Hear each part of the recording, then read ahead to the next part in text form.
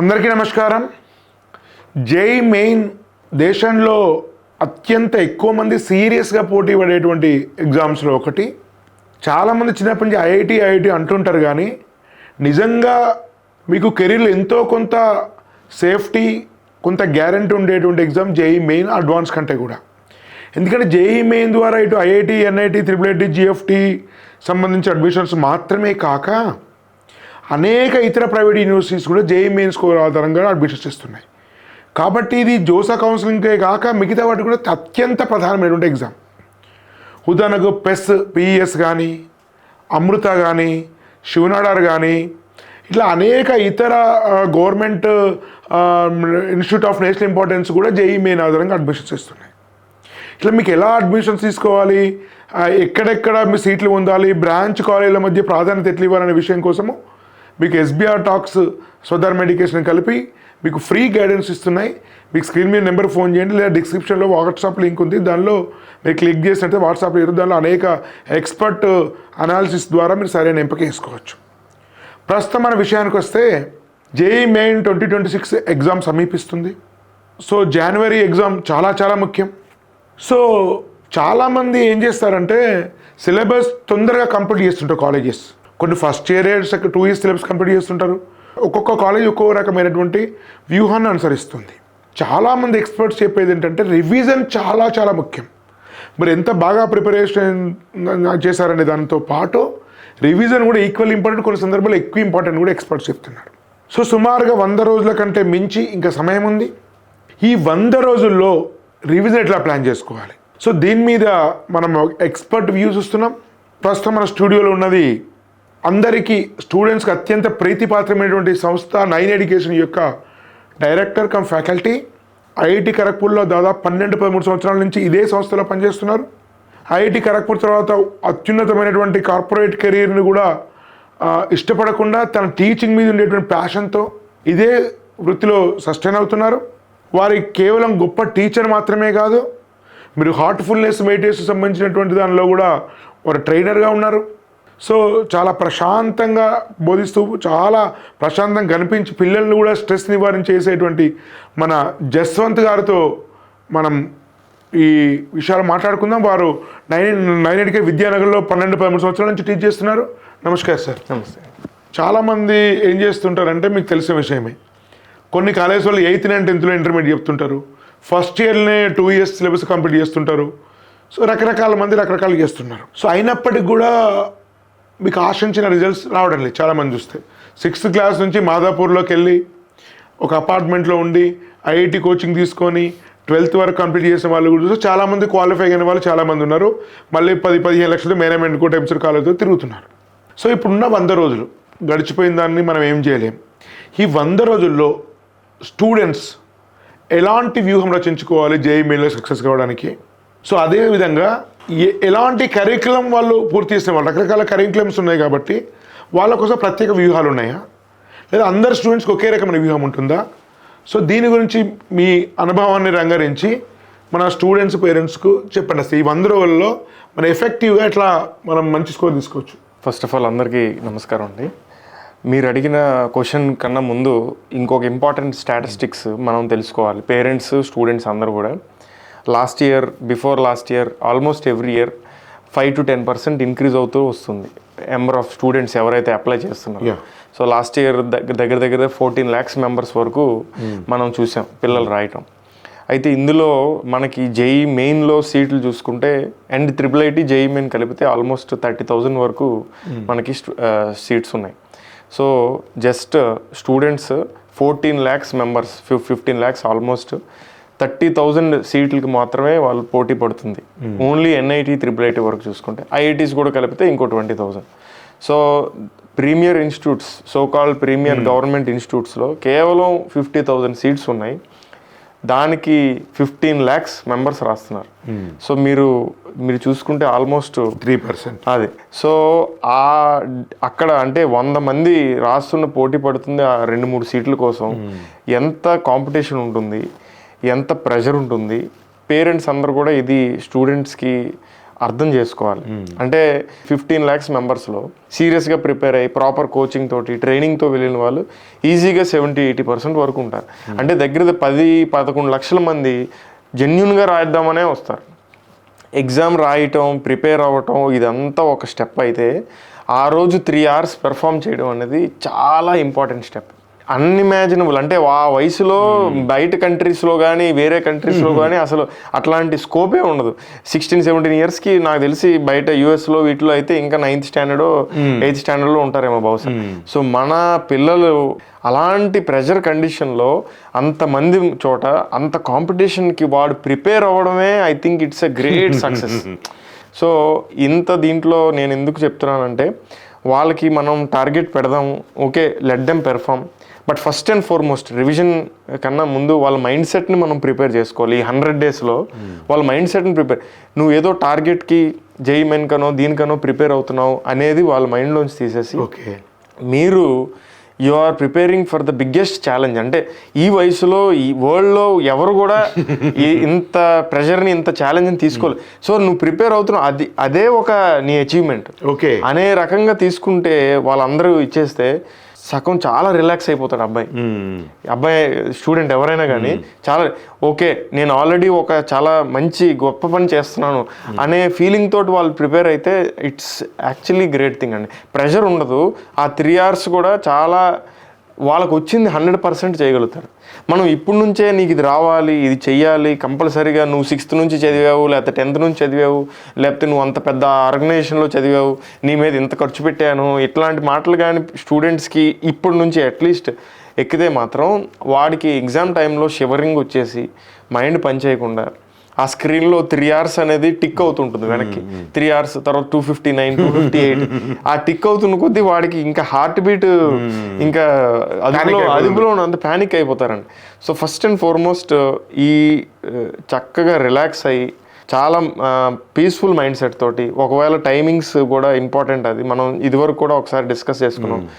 Night పూట 8 hours 7 hours పడుకొని physically mentally and environment పరంగా కూడా ప్రిపేర్ అవ్వటం, పేరెంట్స్ తరపు నుంచి కూడా ముఖ్యంగా వాళ్ళు చాలా కీ రోల్ ప్లే చేస్తారు. వాళ్ళతోటి కూడా వెళ్తే స్టూడెంట్ వాడు వచ్చినది 100% చేయగలుగుతాడు. సో ఏం చేస్తాడు ఏంటి అనేది మనం డిస్కస్ చేద్దాము. బట్ వచ్చిన దాన్ని అట్లీస్ట్ పెట్టడం అనేది టాప్ ప్రయారిటీ. యాక్చువల్ స్కూల్లో నాకు గుర్తొచ్చింది మీరు చెప్తుంటే, ఒక ఇంగ్లీష్లో ఒక లెసన్ ఉండే, మీ ఎప్పుడు ఏది ఉండకపోవచ్చు. జెస్సీ ఓవెన్స్ సంబంధించి ఒలింపిక్ స్టోరీలో ఒక స్టేట్మెంట్ అంటాడు. జెస్సీ ఓవెన్స్ ఒలింపియన్ అనే సమ్ లాంగ్ జంప్ అండ్ స్ప్రింట్లో అనుకుంటా అథ్లెటిక్స్లో, ఒలింపిక్స్లో గెలవడం చాలా ఇంపార్టెంట్ కాదు, ఒలింపిక్స్లో పాల్గొనడమే అచీవ్మెంట్ అని ఒక స్టేట్మెంట్ అని జెస్సీ ఓవెన్. మీరు అంటే అదే గుర్తొచ్చింది. సో కాబట్టి జేఈ ప్రిపరేషన్ ఇట్ సెల్ఫ్ ఒక అచీవ్మెంట్ అంతే. ఇంకొక విషయం మీరు చెప్తే నాకు గుర్తొచ్చింది. సో చాలామంది జేఈ అనేది ఒక రిజల్ట్ కోసం ప్రిపేర్ అవుతుంది, దట్ ఈస్ ఫైన్, ఎవరైనా ఆశిస్తాం. కానీ రిజల్ట్ కాస్త అటు ఇటుగా వచ్చినా, ఆశించిన ర్యాంక్ వచ్చినా రాకపోయినా, ఈ 2 yearsలో అయ్యే ప్రిపరేషన్ ఇట్ సెల్ఫ్ అచీవ్మెంట్.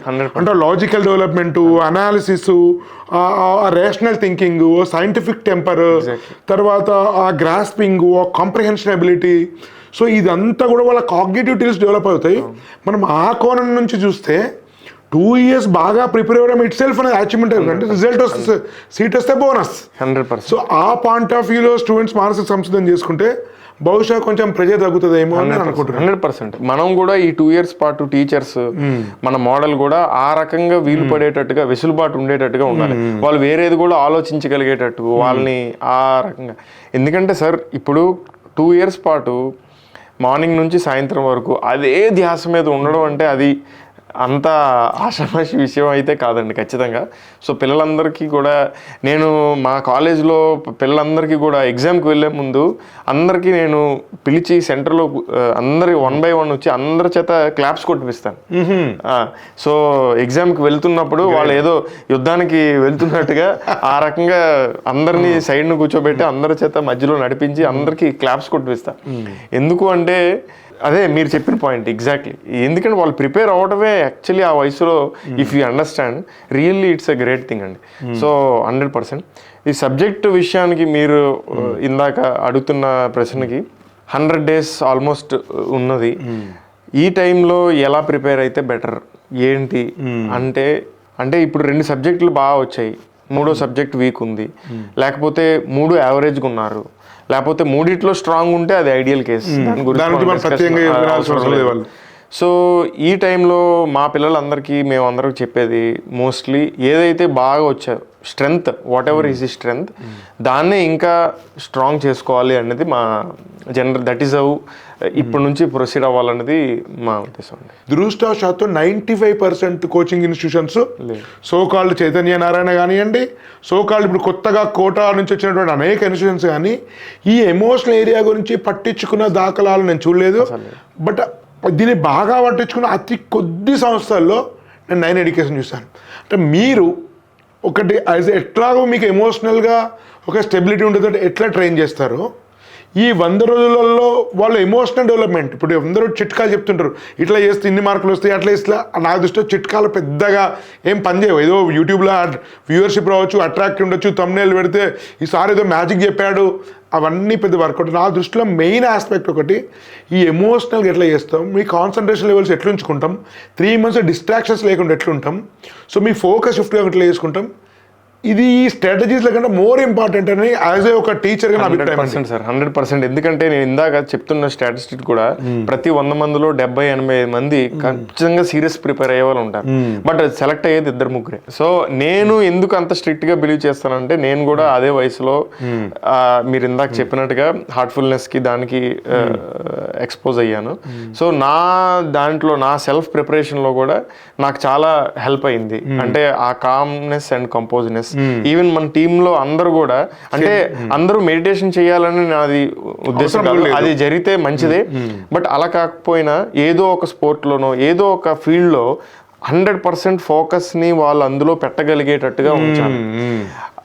అది చదువు అనే అవసరం లేదు, ఏదైనా కానీ, అంటే అక్కడ వాళ్ళ మైండ్ సెట్, ఆ కంపాటబిలిటీ అవన్నీ వస్తాయి. అండ్ పేరెంట్స్ మైండ్ సెట్ కూడా మీరు చూసుకున్నట్లయితే ఎవరైతే బ్యాక్గ్రౌండ్ ఆల్రెడీ వెల్ ఎడ్యుకేటెడ్, కొంచెం సెటిల్డ్ ఫ్యామిలీస్, ఈ రకమైన బ్యాక్గ్రౌండ్లో ఉన్న పిల్లలు ఆ పేరెంట్స్తో నేను మాట్లాడుతున్నప్పుడు వాళ్ళు మా అబ్బాయికి పర్వాలేదండి, నేను జేఈఈ మెయిన్లో సరిగ్గా రాకపోయినా పర్వాలేదండి, ఆ రకంగా వాళ్ళు ఉంటారు. వస్తే మంచిది సార్, లేదన్నా పర్వాలేదు, హీ స్టడీయింగ్, హీస్ ప్రిపేరింగ్, అదే ఒక చాలా మంచిది, ఈ 2 yearsలో చాలా విషయాలు నేర్చుకున్నాడు, అలా అంటారు చూడండి. అలాంటి వాళ్ళే ఎక్కువ సక్సెస్ అవ్వడం నేను చూసాను.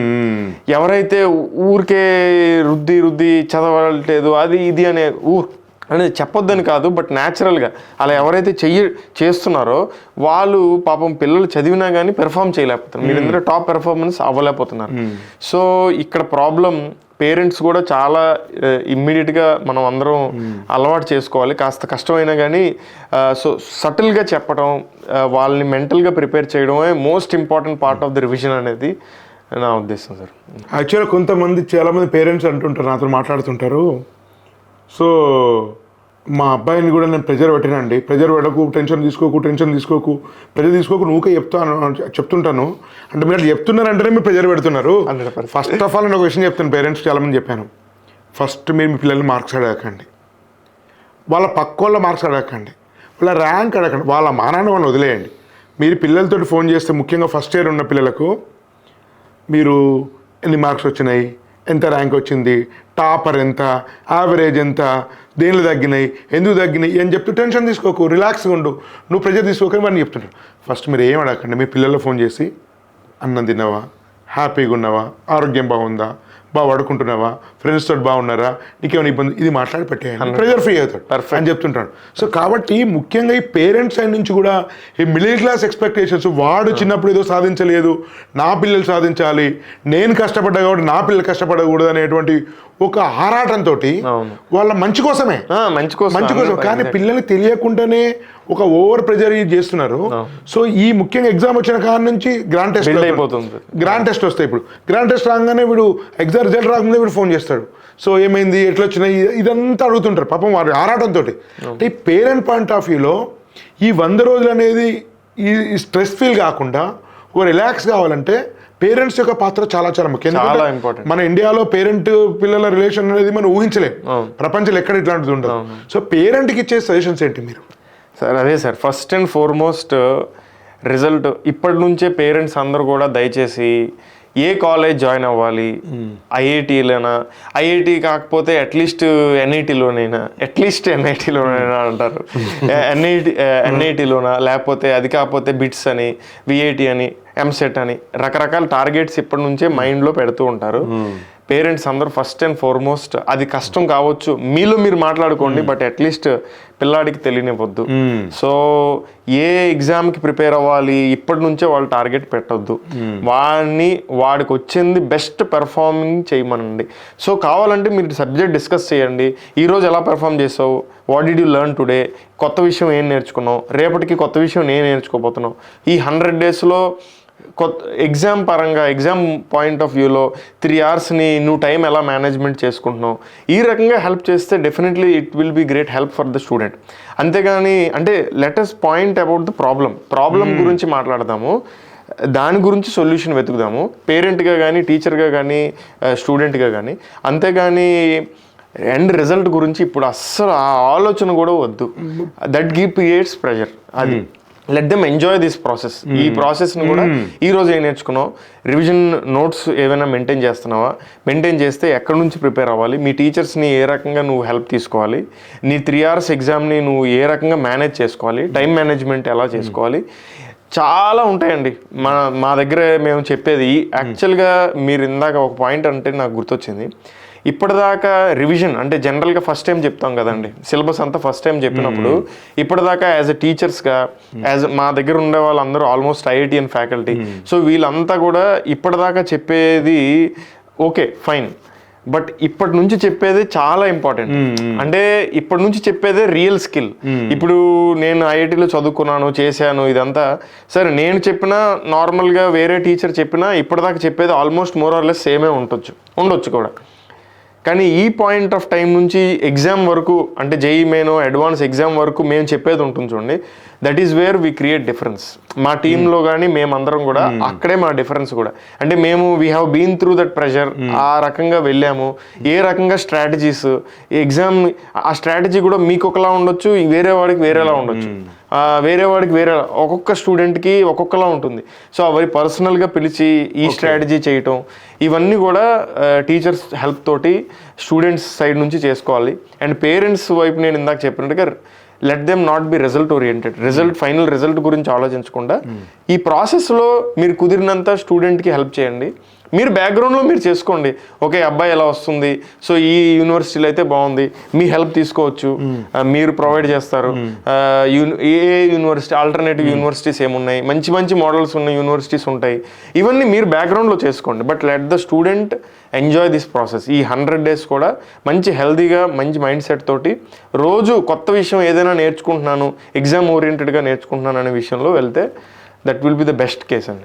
ఈ 3 నెలల దృష్టిలో హెల్త్ను, మైండ్ను మేనేజ్ చేయడం అనేది కూడా చాలా ఈక్వల్ ఇంపార్టెంట్. చాలా. సో ఈ ఒకటి మనం ఎమోషనల్గా మాట్లాడుకున్నాము, ఈ హెల్త్ను మేనేజ్ చేయడం కానీ, నిద్రపోవడం కానీ, ఎన్ని గంటలు చదవాలనే దాని మీద కానీ, సో ఇవన్నీ నా దృష్టిలో బేసిక్స్ చాలా. సో వీటి మీద ఎట్లా ఫోకస్ ఉండాలి సార్? మనం ఏదో కొత్తగా చేసేవలసింది ఏమి ఉండదండి. రకరకాల కాంపిటీషన్ అని, అదని ఇదని ఉంటాయి పిల్లలకి. మనకు చాలా ఆప్షన్స్ ఉన్నాయి ఇప్పుడు మార్కెట్లో, మీరు చూసుకున్నా కానీ కాలేజెస్ చూసింగ్ నుంచి ఏదైనా. నిన్నే మా పిల్లలకు కూడా చెప్తున్నాను, మా హాస్టల్ స్టూడెంట్స్తో మాట్లాడుతున్నప్పుడు నేను యాక్చువల్లీ మార్నింగ్ ఎగ్జామ్ మీరు జేఈ మెయిన్ చూసుకున్నా కానీ, అడ్వాన్స్ ఎగ్జామ్ చూసుకున్నా కానీ మార్నింగ్ అవుతుంది, ఆఫ్టర్నూన్ అవుతుంది. పిల్లలు నైట్ పూట చదవడం అనేది చాలా కామన్గా అలవాటు అయిపోతుంది. ఈవెన్ మనకి కూడా చాలా నైట్ పూట లేచి లేట్గా ఉండడం అనేది ఒక రకంగా జనరేషన్ అలా అలవాటు అయిపోతుంది. చాలా మంది నైట్ యాక్టివ్ అవుతుంటారు. ఈవెన్ కాలేజ్లో ఉన్నా కానీ, హాస్టల్లో ఉన్నా కానీ 6 o'clock 5:30కి 5కి అలా ఎగ్జామ్ అయిపోయిన తర్వాత, కాలేజ్ అయిపోయిన తర్వాత నైట్ 10కి 11కి 1 వరకు కూడా చదివే పిల్లలు ఉంటున్నారు. ఫైన్, ఇంతవరకు ఎలా చేశారనేది ఇది కాదు, బట్ నా పర్సనల్ ఒపీనియన్ అట్లీస్ట్ ఈ నెక్స్ట్ 3 months కూడా 10కి అలా పడుకుని పోవాలి. స్లీపింగ్ సైకిల్ 10కి పడుకొని 4-5కి లేచినా పర్వాలేదు. సో ఈ సైకిల్కి అలవాటు పడాలి, కష్టం అయినా కానీ. మేము హాస్టల్లో కూడా ఉన్న పిల్లలందరికీ కూడా will make it sure that 10 o'clock 9:30 10కి క్లోజ్ డిస్కషన్. ఏదైనా కానీ. సో మళ్ళీ మార్నింగ్ స్టడీ అవర్స్ పెట్టుకుంటాం. ఓకే, అది కష్టం అవుతుంది, పిల్లలు చాలా ఇబ్బంది పడతారు ఇనీషియల్గా, బట్ తప్పదండి. ఎందుకంటే వాళ్ళు నైట్ పడుకొని మార్నింగే యాక్టివ్ అవ్వాలి, వాళ్ళ బ్రెయిన్ కూడా దానికే అవ్వాలి. Biologically of course it helps. అది పక్కన పెడితే మన ఎగ్జామ్ పాయింట్ ఆఫ్ వ్యూలో ఎగ్జామ్ మార్నింగ్ అవుతుంది, 9:30కి ఫస్ట్ స్లాట్, తర్వాత మధ్యాహ్నం 2 o'clock. సో వీళ్ళు నైట్ అంతా యాక్టివ్గా ఉండి మార్నింగ్లో డల్గా అయ్యే మెకానిజంకి అలవాటు పడితే ఎగ్జామ్ రోజు కూడా అదే అవుతుంది. బట్ అదేమో మార్నింగ్ ఎగ్జామ్. సో వాళ్ళు ఆ టైంలో డల్గా ఫేస్ అయితే ఇంకా ఆబ్వియస్లీ ఆ ప్రెషర్లో ఏమీ ఆలోచించలేరు. సో బయలాజికల్ క్లాక్ హెల్త్ పరంగా ఈ రకంగా కూడా చూసుకుంటే నైట్ 6 to 7 hours మినిమం కంపల్సరీగా పడుకొని మార్నింగ్ యాక్టివ్గా ఉండి ఆ రకమైన అదంటే బయాలజికల్ క్లాక్ కూడా ఈ ముందు నుంచే సంసిద్ధం చేసుకోవాలి. ఎందుకంటే ఇది అలవాటు అయినాక రాత్రి 1 గంట నిద్ర రాదు, నిద్ర 1 గంట నిద్ర రాదు, పొద్దున్న 8 or 7 o'clock లేసినా కూడా మీకు తలనొప్పిగా ఉంటుంది. సో ఎగ్జామ్ మీద ఇన్ఫ్లుయెన్స్ చేస్తుంది. ఎగ్జాక్ట్లీ. సో కాబట్టి ఆ బయాలజికల్ క్లాక్ కూడా మనం సెట్ చేసుకోవాలి. 100%. సో 10కి పడుకొని 5కి లేవడం అనేది ఐడియల్. చాలా చాలా ఇంపార్టెంట్ నా దృష్టిలో. చాలా మంది చూసాను కదా, 1 వరకు పడుకోరు, ఇంకా ఎగ్జామ్ ప్రెజర్తో ఇంకా నిద్ర పట్టదు, పొద్దున్నే లేవాల్సి వస్తుంది, దూరంగా ప్రయాణం చేయాల్సి వస్తుంది, ట్రాఫిక్ ఇష్యూస్ ఉంటాయి. సో సైకలాజికల్ వాళ్ళు ఫుల్ ఎఫిషియన్సీ తోటి ఎగ్జామ్ రాయారు. సో అది చాలా చాలా ఇంపార్టెంట్. అవునండి మీరు అనేది. సో సార్ యాక్చువల్గా ఇప్పుడు మీరు ఒకసారి కమింగ్ టు ద మళ్ళీ అకాడమిక్స్కి వస్తే, ఇప్పుడు ఎంపీసీలో ఉంటాయి కదా, సో ఏది ముందు రాయాలి, ఏది తర్వాత రాయాలి, లేకుంటే ఫేవరెట్ ఏరియాస్ మీద ఎక్కువ ఫోకస్ పెట్టాలా, సబ్జెక్ట్ రాని విషయాల మీద ఫోకస్ పెట్టాలా, మనకు సరిగ్గా కమాండ్ లేనటువంటి టాపిక్స్ ఉంటాయి ప్రతి సబ్జెక్ట్లో, వాటిని ఎట్లా డీల్ చేయాలి, కొన్ని వదిలేయాలా, లేకుంటే అన్నీ చదవాలా, లేకుంటే ఎగ్జామ్లో ఎక్కువ క్వశ్చన్స్ వచ్చేటువంటి చాప్టర్స్ కొన్ని ఉంటాయా, ఇదంతా చాలా ఉంటుంది. దీని గురించి ఏమంటారు చివరిగా? సార్ మీరు అడిగిన క్వశ్చన్ చాలా ఆస్పెక్ట్స్లో ఉన్నాయి. ఇది జనరిక్గా ఆన్సర్ ఇచ్చేది కాదు. అంటే స్టూడెంట్కి డిఫరెంట్ టైప్ డిఫరెన్స్. సో అది మనం ఇండివిజువల్గా ఒక్కొక్క స్టూడెంట్తో కూర్చొని వాళ్ళని ఎగ్జామిన్ చేసి వాళ్ళ టీచర్స్ ఇవ్వాల్సిన డెసిషన్. ఎందుకంటే జనరిక్గా ఫార్ములా ఏం లేదు, పిల్లాడి స్ట్రెంగ్త్ వీక్నెస్ దాన్ని బట్టి చేయగలిగేది. బట్ యాజ్ సచ్ ఓకే జనరిక్గా చేసుకోవాలి అనుకుంటే మాత్రం ఇప్పటి నుంచి ఓన్లీ టెక్స్ట్ బుక్స్ ప్రిపేర్ అవ్వాలి. ఎస్పెషల్లీ కెమిస్ట్రీకి, మ్యాథ్స్కి, ఫిజిక్స్కి కూడా మన తెలుగు అకాడమీ టెక్స్ట్ బుక్స్ కానీ NCERT text books A to Z each and every question ఏంటి దాని లాభం ఏంటి, each and every question prepare అయితే 50 to 60% వరకు ఈజీ అండ్ మోడరేట్ క్వశ్చన్స్ ఉంటాయి పేపర్లో. అవి కంఫర్టబుల్గా ఆన్సర్ చేయగలుగుతారు, స్పీడ్ వస్తుంది. ఈవెన్ రిపీటెడ్ క్వశ్చన్స్ ఉన్నా కానీ అవి కూడా ప్రాక్టీస్ చేయాలి. వాళ్ళ బేసిక్స్ అనేది ఫుల్ స్ట్రెంథన్ అవుతారు. సో పేపర్ చూడగానే అన్ని బౌన్సర్లు ఉండవు, 50-60% వరకు కూడా ఈజీగా ఆన్సర్ చేసేటట్టుగా ఉంటాయి. తర్వాత అక్కడ నుంచి బెటర్ ర్యాంక్, బెటర్ దానికి వెళ్ళిపోయే జోన్లోకి వెళ్తారు. అక్కడ ఏంటి అనేది దాంట్లో నేను జనరిక్గా చెప్పలేను, అదే ఎందుకంటే అదే ఫాలో అయితే అది నీకు వర్కౌట్ కాకపోవచ్చు. సో దాని గురించి మేము స్టూడెంట్స్తో పర్సనల్గా మనం మాట్లాడి వాడు ఎలా ఉన్నాడు, వాడు 2 years మనం అబ్జర్వ్ చేసి ఆ రకంగా పర్సనల్ కోచింగ్ ఇవ్వడం తప్ప. సో అక్కడ వరకు మేబీ మీరు ఎవరో నేను ఏదో ఒకటి చెప్పొచ్చు మిమ్మల్ని ఏదో ప్లీజ్ చేయడానికి, కానీ అది తప్పు అవుతుంది. నాకు అది పేషెంట్ బట్టి మెడిసిన్ మారుతుంటుంది తప్ప జనరల్ మెడిసిన్ ఇవ్వడం. సో బేసిక్ చెప్పుకోవాలనుకుంటే ఎన్సీఆర్టీ టెక్స్ట్ బుక్ అది అందరూ చేసి తీరాల్సిందే. మ్యాథ్స్ అయినా నెసెసరీ కండిషన్, అది కంపల్సరీ. 50% వరకు పేపర్ కంఫర్టబుల్ గా ఆన్సర్ చేయగలుగుతాం ఈజీగా. సో అంత బేసిక్స్ అవి కరెక్ట్ చేసుకొని బయాలజికల్ క్లాక్ మెయింటైన్ చేసుకొని ఎంజాయ్ చేస్తూ ప్రిపేర్ అయ్యి టీచర్స్ హెల్ప్ తర్వాత వీళ్ళని తీసుకొని పేరెంట్స్ బ్యాక్గ్రౌండ్లో let them do their work. So ఇది చెప్పాలితే సింపుల్గా చెప్పే మెయిన్ టాపిక్స్ అయితే ఇవి సార్. ఓవరాల్ దీని మ్యాజిక్లో మిరాకిల్స్ ఏవో చిట్కాలో షార్ట్ కట్స్ చాలామంది అనుకున్నట్టు ఉండవు. ఓన్లీ బేసిక్స్ మీద ఫోకస్ పెట్టాలి, కాన్సెప్ట్స్ మీద ఫోకస్ పెట్టాలి, నిద్ర కరెక్ట్ పోవాలి, పేరెంట్ ప్రెజర్ పెట్టకుండా ఎక్కువ దాని మీద రిజల్ట్ అంటే మెరిట్ మీన్స్ అండ్ ఎండ్ అంటాం కదా, మీన్స్ చాలా ఇంపార్టెంట్, ఎండ్ కాదు. ప్రాసెస్ ఎంజాయ్ చేయాలి, ప్రశాంత్ చదువుకోవాలి. అంటే ఈ వీటిని కరెక్ట్గా పాటిస్తే డెఫినెట్గా మంచి రిజల్ట్స్ వస్తాయి. ఓవరాల్గా తప్ప దీనిలో ఏదో మ్యాజిక్స్ అంటూ ఏముండవు అనేది ఓవరాల్. ఈ క్రాష్ కోర్స్ అనే కాన్సెప్ట్ కూడా అంటే ఆల్రెడీ తెలిసిన పిల్లలకి మనం ఏదో చెప్పడానికి వీలవుతుంది. అంటే నాకు ఆల్రెడీ స్టూడెంట్ గురించి బాగా తెలుసు, ఇన్ అండ్ అవుట్ నేను చూశాను. ఓకే నేను వీడికి ఇంకా పైన మెరుగులు దిద్దగలను అంటే ఎస్. బట్ ఏమీ తెలియని స్టూడెంట్కి కొత్తగా ఒక టీచర్ దగ్గర క్రాష్ కోర్స్ అంటే అది ఎంతవరకు యూజ్ అవుతుంది? బహుశా నెగిటివ్ యూజ్ ఇస్తుంది, నేను కూడా ఎంకరేజ్ చేయను. ఎందుకంటే ఆ టైంలో ప్రిపరేషన్ వాడి స్ట్రెంత్ వీక్నెస్ చూసుకొని స్వాట్ అనాలిసిస్ చేసుకొని దాన్ని ప్రిపరేషన్ అయ్యే బదులు ఎవరో సంబంధం ఉందో లేదో చెప్పేదంతా విని టైం వేస్ట్ చేసుకోవడం అనేది స్టూపిడ్ నా దృష్టిలో. 100% ఈ షార్ట్ టర్మ్ క్రాష్ కోర్స్ అనేది ఇది ప్రయోజనం ఉండకపోవడమే కాదు, నష్టం కూడా నా దృష్టిలో. నేను కూడా ఎవరిని కూడా ఎంకరేజ్ చేయను. 100%. ఎవరైనా కూడా సింపుల్ గా రివిజన్ అనేది చాలా పర్సనల్, చాలా పర్సనల్. సో నా స్ట్రెంత్ ఏంటి అనేది తెలిసిన టీచర్ తోటి నేను మాట్లాడి ఆ రకంగా పర్సనలైజ్డ్ కోచింగే తీసుకోగలుగుతాను తప్పితే జనరిక్గా మనం ఎవరికి కూడా చెప్పకూడదు. మీరు అది అంటున్నారు, ఇప్పుడు సోకాళ్ళు చైతన్య నారాయణ పేరు పెట్టక తప్పదు. 80 మంది క్లాస్ ఉంటాడు, నెలకొక ఫ్యాకల్టీ మారుతుంటాడు, వాడు పేరేంటో తెలియదు, వాడు ఉన్నాడా లేడా కూడా గుర్తుపట్టాడు, ఆ స్టూడెంట్ వాళ్ళ స్టూడెంటే కదా గుర్తుపట్టాడు. అటువంటి టైంలో పర్సనల్ కోచింగ్ అంటే ఏముండదు. పర్సనల్ కోచింగ్ అనేది బహుశా మీలాంటి అతి కొద్ది ఇన్స్టిట్యూషన్లో మాత్రమే పాసిబుల్. బట్ ఓవరాల్ మీరు చెప్పేది ఏంటంటే మీరు ఎన్ని చేసినా స్టూడెంట్ టీచర్ ఉండే రిలేషన్షిప్, ఆ ర్యాపో, ఆ ఎఫెక్షన్, ఆ కన్సర్న్, సో ఇవి మాత్రం చాలా చాలా ఇంపార్టెంట్. మా ఫ్యాకల్టీస్కి మా సార్ ₹1,00,00,000 ఇస్తారు, మావాడు స్టార్ ఫ్యాకల్టీ 30 ఏళ్ళ నుంచి చేస్తాడు, మావాడు ఆల్ ఇండియా ఫస్ట్ ప్రొడ్యూస్ చేసిండు, నెంబర్ 1 అందరు తెలుసు, ఇవి నిజంగా వర్కౌట్ కాదు. అంటే ఎగ్జామ్ రాసేది వాళ్ళు కాదు కదా, పిల్లలు కదా.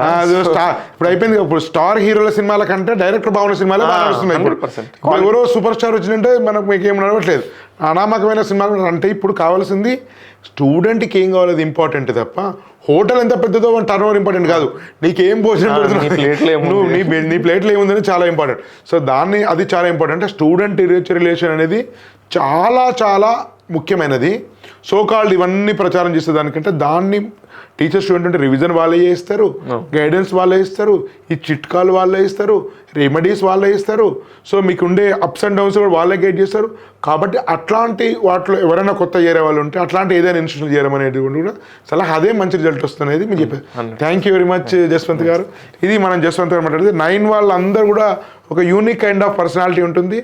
సో కాబట్టి మీరు వాళ్ళ ఇంటర్వ్యూస్ కూడా వీడియోస్ చూడండి.